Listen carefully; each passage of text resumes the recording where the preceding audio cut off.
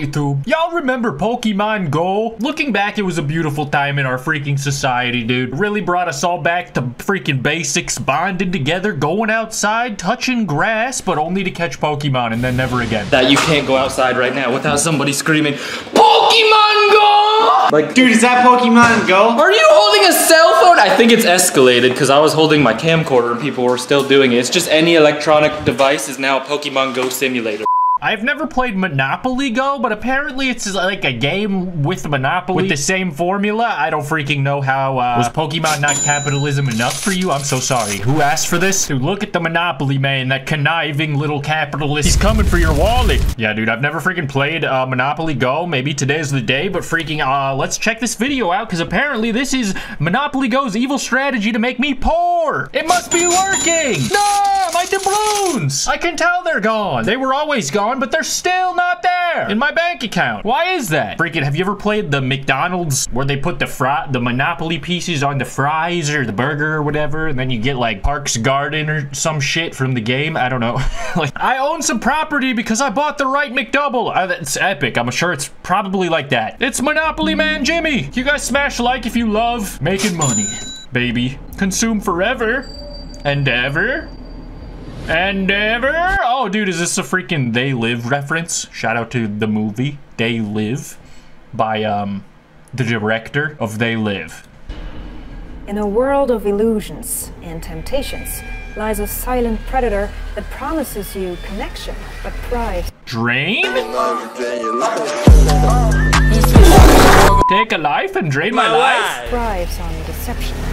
Monopoly Go, the latest mobile game app of the classic board game, so it seems. The industry hails it as a phenomenon, as this free game made over $2 billion in under a year. But this staggering amount didn't come from game sales, but instead from its nearly 8 million daily players, a cunningly calculated system designed to hook and deceive. This isn't just a tale of a mobile game. This is a story of millions of players not realizing that beneath this phenomenal board game lie the mechanisms of a casino gaming giant. You're telling me the board game was a mobile game, was a slot machine game? God damn it, I got duped. How was I supposed to know? I'll keep giving you money, feels good. All right, I'm in. The studio behind Monopoly Go, Scopely, made its first headlines when it made $1 billion in lifetime revenue. Let's see what other games Scopely makes. WWE Champions? Oh, okay. Marvel Strike Force. Stumble Guys. That's a good one. I've heard of that. Yahtzee with buddies and not friends. Revenue just 7 months after launch, a feat only matched by Pokemon Go. Pokemans, Lonnie, this is fucking oh my, the Fairy! This is one sick, nasty experience. I'm glad you're enjoying it, Brad! Now at $2 billion, the press Pokemon Go! Dude, I freaking missed the days where you couldn't even go outside with your phone out without someone asking what you were doing and if you were playing Pokemon Go. Rated as a mobile game that made history, never mentioning any comparisons to casino game. Hasbro, the owner of the Monopoly brand, is sending congrats. In Scopely, well, why didn't you make a video about it when we were risking McDoubles? They were giving away free food. It was gambling, but it was good gambling, right? Too congratulates the hard-working team of Scopelians in the typical corporate make-believe charade. After 7 years in the making and 250 million downloads later, it's making about $4 million a day, more than traditional casinos. Only 4 million? Damn, dude, if you need to borrow some money, just let me know, because that is, I don't know how you're living. I mean, all respectable numbers, looking at how fiercely competitive the mobile gaming market actually is. With $90 billion, it accounts for half of the global games market. China is leading, followed by the US and Europe. And with 60% of Americans playing mobile games. That's us! That's me! I can see my house from here! Learn that the US is publishing most of them. Fast forward and we're swimming in options. 500,000 games on Google Play and another 200,000 on the App Store. No wonder mobile gaming has the highest consumer spending in the world. Five Nights at Freddy's. Sorry, just had to get that out there. Monopoly Go is killing it, consistently ranking top 3 across the world. Surprisingly, those who are playing or paying are mostly the older. Crazy, because I've been skipping it all this time. Haven't touched it once. I think it's the familiar, nostalgic Monopoly brand that pulls these folks in, but digitizing Monopoly has been done many times before. From Tycoon to Solitaire and Sudoku. Nothing hit like Monopoly Go. So what's its secret? You're telling me Monopoly Sudoku never took off? That's crazy. You should have tried the McDonald's one. That one was fire. It came on food. How could a seemingly innocent mobile game make $2 billion in just 10 months? To find out, I had to roll the dice a little bit further back and understand what it is about this brand to begin with. Damn. She named it the Escalators Landlord game, the precursor to Monopoly. Imagine loving landlords so much, but they barely exist yet, so you make a game about it. In public park. We don't have enough fun anymore.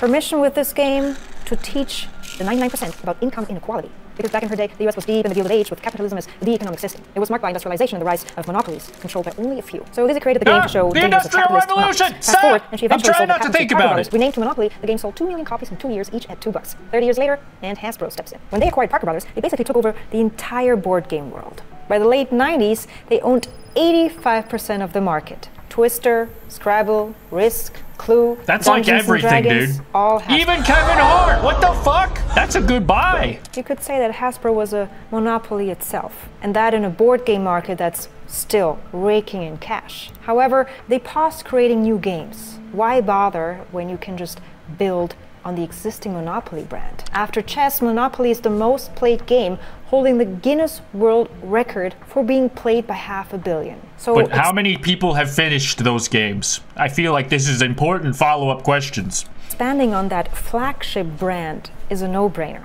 It's cheaper than building new games and just as lucrative. And that's why Monopoly has every theme you can imagine buying the socialism Monopoly game.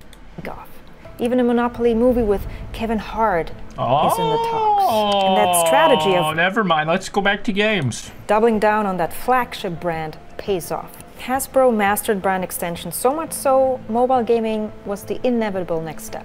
So, in 2015, Hasbro makes a really smart move. They partner up with Scopely, who was by then already really big in mobile gaming. Together, they first launched the only officially licensed Yahtzee with game, buddies! which hit 1 million downloads in just 4 days. Obviously, Scopely is not new to this #1 game, because their track record of #1 they make Stumble Guys, dude. That's what the S in Scopely actually originally stood for. Fun fact. Games is long and loaded with hit after hit. So much so, it propelled them to #9 on Inc.'s list of the fastest growing companies, and even Ellen couldn't resist partnering with them. You can even play against me, and if you're good enough, you might win my lucky dice. No, we're good. By 2019, they I'm good on that, Ellen. Thank $1 billion in revenue and expanded globally, acquiring studio after studio. And then in 2023, they hit a jackpot twice. A $5 billion acquisition by none other but Saudi Arabia's Sebi Games Group, and a week later, the launch of Monopoly Go. Hasbro therefore found in Scopely their ideal partner in crime. Here we go. 1, 2, 3, 4, up. But how does this crime unfold? Classic board game is known as a family game that can last hours. To best or translate days, this, or forever. It broke up my family. I haven't talked to them in so long. They owe me $50 each. Into it's a mobile not even game, real money. Scopely simply looked at the #1 social casino game that got it all figured out. Coin Master.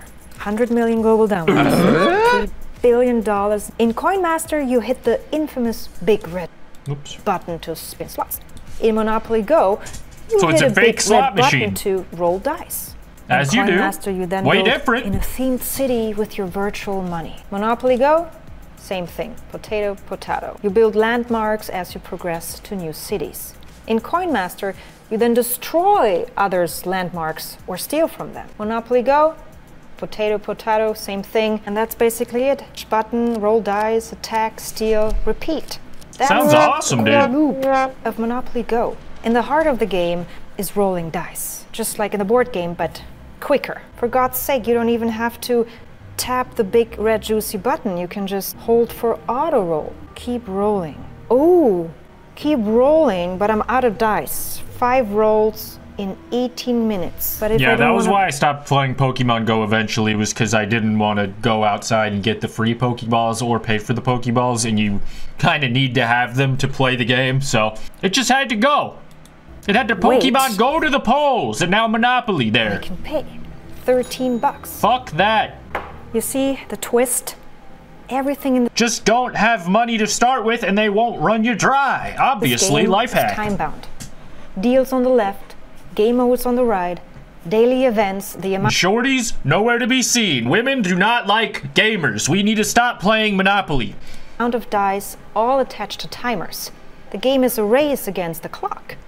First, it makes you feel all lucky nearly all the time. Okay. You get hooked to this dopamine loop, dice after dice, and then suddenly you're out of dice. I don't like that. Please pay. I want some or more. Wait 12 hours. Maybe tomorrow. But that's how the game hooks you, just like I hooked you with my YouTube intro. Yes. And this is far from the board game, I don't know what I'm saying. Reconstruction of a slot machine using all the dark patterns and stimulations you find only in casinos. This is a Skinner box in your phone. A dopamine That's simulator. a rat. Rolling dice, that's you pulling the arm of a slot machine. No, I'm gaming. This addictive nature, however, is only one thing. What really makes this game so successful are all its social elements. It seamlessly integrates with Facebook so that you can nudge your friends to become fellow addicts. Well, thank God nobody's using these features in 2024. If you messaged me to do this, I would never talk to you again. You see, this is unacceptable. Retaliate and roll more dice so you can attack back. This is a back and forth that can keep on for weeks, if not months. My mom is still playing Words with Friends, the original one, not even the premium version. As a board game, cleverly sidestepping any association with social casino apps. Its packaging sells you all the classic board game features, but once inside, none of these matter. As you progress, everything gets more expensive. Once I got in there, I realized my family's not even here and the board's not real and none of this is the same. And I spent all my money and this sucks. Levels. I read how much people are spending on the game. It ranges from modest amounts to jaw-dropping sums, all the way to too much for sure. But some are straight up calling it what it is. A Ponzi scheme. Pointless. Garbage. A complete scam. It's a very poorly masqueraded one then, because they literally made it capitalism themed. Some are as baffled as I am. She's baffled, I can tell. In the industry, these payers are referred to as whales, a term applied to people who spend hundreds of dollars on in-app purchases. Yeah, it's because they're rich, not fat. A while back, a video made the rounds exposing the predatory tactics mobile games use to milk these whales. In the video, the guy explains how monetization happens in 3 stages, from hook, habit to hobby. In a game, the hook is what gets you into the game to try out a free-to-play game. Then you build it into a habit that you play multiple sessions every day, and then at the end, it's the hobby phase where people see it as one of their main hobbies, and they put lots of time and resources into it. Now, while the industry calls them whales, what a horrible sociopathic thing. I love advertising. They're regulars. The more regulars, the more it confirms that you have a very sticky game. After all, Scopely wants their games to become ingrained in your daily life. They want to get real sticky in your life. Despite this, Scopely says none of our games are targeted to kids. They are for a general audience. You're right. General audience. Anyways, this general audience costs Scopely a lot. Their marketing approach is aggressive. But that's not surprising given how long it takes for people to install a game and then make a first purchase. 36% need several days of ad exposure to install the game and another month to make their first purchase. Damn. For their mobile game The Walking Dead, their marketing was so intense they even flew out a makeup artist to zombify PewDiePie. Dude, that's badass. Hitting 4 million views. So when Scopely launches a game, their marketing strategy goes deep and broad. Deep with viral social... Yeah, they should go back to this. This was cool. This is cringe, okay? Go fly to PewDiePie's house. And broad with TV Make him a social Zombo. Go on. But this strategy isn't unique to Monopoly Go. Coin Master really pushed that envelope when suddenly you could see J-Lo and Cardi B pressing that red juicy button. Juicy button? Is that Coin Master? Is that Jennifer Lopez playing Coin Master? Holy shit. Who is Jennifer Lopez? What is Coin Master? Download Coin Master now. Come on, I'm waiting. When did I have a lobotomy? Why is Cardi B doing the weather? Right here. Your Spending a ton of cash on celebrities. Like real casinos though, social casino games aren't really regulated. Given that social casino apps are also up to 5 times more addictive than traditional games, it's also much harder for players to just delete the app. And so, well, it also looks significantly less fun than gambling the old-fashioned way, so they do have that going for it, dude. This is a freaking good video, which I will link the full version of down below, dude. Shout out to Belinda. Monopoly Go, dude. Not gonna lie, this is the first time I've ever had the inclination to freaking even take out such a game and download it on my phone, but it looks kind of stupid, I'm not gonna lie. But sticky! It was meant to be sticky over substance, you know. Have you guys played Monopoly Go? Has it taken everything from you? Let me know in the comments and what I should freaking react to next. Hit the like button if you enjoyed the video, and I'll see you guys in the next one. Peace!